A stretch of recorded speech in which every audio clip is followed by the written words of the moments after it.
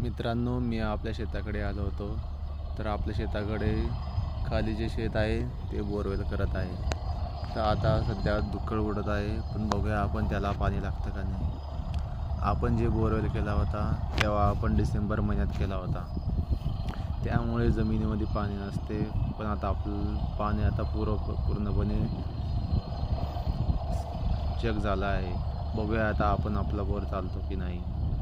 हे बघा मित्रांनो, तुम्हाला दाखवतो. हे बघा मित्रांनो, आपलं सोलर आणि तिथेच आपण बोर पण केलेला आहे.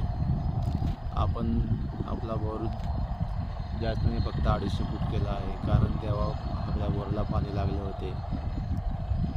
आणि हे बघा इकडे पण बोरवेल चालू आहे. तुम्हाला दाखवतो मित्रांनो. हे बघा, झूम करून पण दाखवतो. हे बघा, सगळा एकदम दूर उडत आहे. बघूया आपण आता त्याला पाणी लागतं का नाही. मित्रांनो, आपले असे वावर आहे. आपण याच्यामध्ये शेणखत पण टाकले आहे, तुम्ही बघू शकता.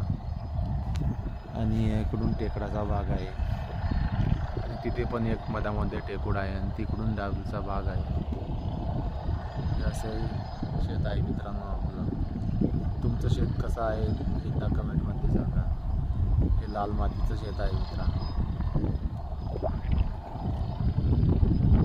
मित्रांनो, आपल्याकडे इकडे ना धरण खूप लांबवरती आहे, त्यामुळे इकडे पाण्याची जी पातळी आहे ते खूप खोल गेलेली आहे. त्यामुळे इकडे लवकर पाणी लागत नाही.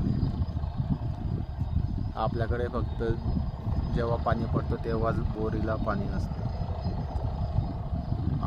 मित्रांनो, आपल्याला आता शेतामध्ये ठिबक करायचे आहे, कारण आपल्या शेतामध्ये जर आपण मोकळं पाणी सोडला तरी मातीची सगळे वाहून जाते.